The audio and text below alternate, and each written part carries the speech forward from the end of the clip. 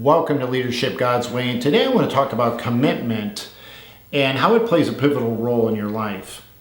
Many years ago, I was at a crossroads in my career. I was in a job that I loved, I was doing fulfilling work, but I had a hunch that I was meant to do something else. So after thinking about it quite a bit, I realized that God wanted me to use the gifts that He had given to me to do more meaningful work. So I resigned from my job and I enrolled in seminary out in Colorado. And this turned out to be a big leap of faith for me because I was no longer going to get a steady paycheck and I didn't know anybody out there. And it sure enough, big time challenges had showed up in my life. That's a story for another day.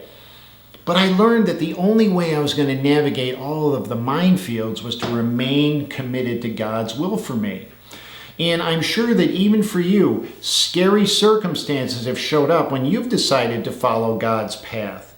So in light of all this, what I'd like to do is turn to the book of Romans, chapter 12. We're going to read verses 1 and 2 to discover what God's perspective is when it comes to commitment. So starting in verse 1, it reads, "Therefore I urge you, brothers and sisters, in view of God's mercy, to offer your bodies as a living sacrifice, holy and pleasing to God. This is your true and proper worship. Do not conform to the patterns of this world, but be transformed by the renewing of your mind. Then you'll be able to test and approve what God's will is, His good, pleasing, and perfect will."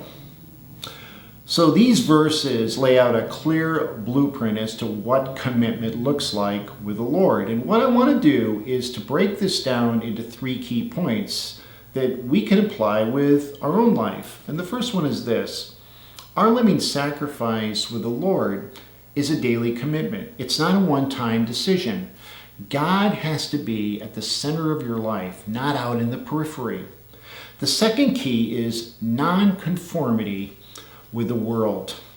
You know, our society is so absorbed with self-promotion, materialism, pleasure, and gratification.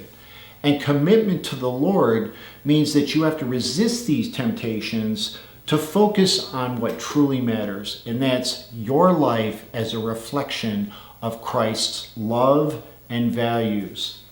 The third key is that the only way you're going to transform your life is to renew your mind. And this involves continually seeking God's wisdom through prayer, reading the Bible, and spending time with other believers. And when you do this, you allow God's truths to absorb your thinking, your actions, and your attitudes.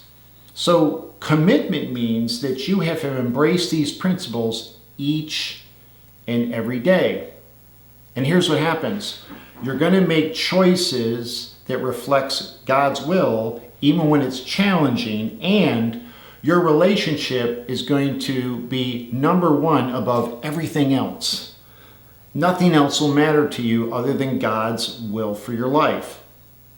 So what I'd like for you to do is, for this week, I want you to read these scriptures and really meditate on these, and then ask yourself some questions. And the first one is this: are there any areas of my life where I can offer more service to God's kingdom?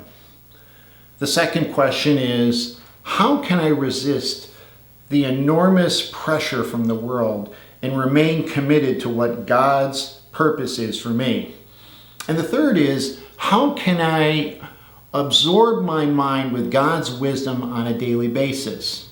Whether it's spending more time in prayer, reading His Word, or serving others. Because I can tell you, if you do this, friends, God is going to amaze you with what He has in store for you. You know, my hope for you is to have a faithful, committed, daily relationship with God.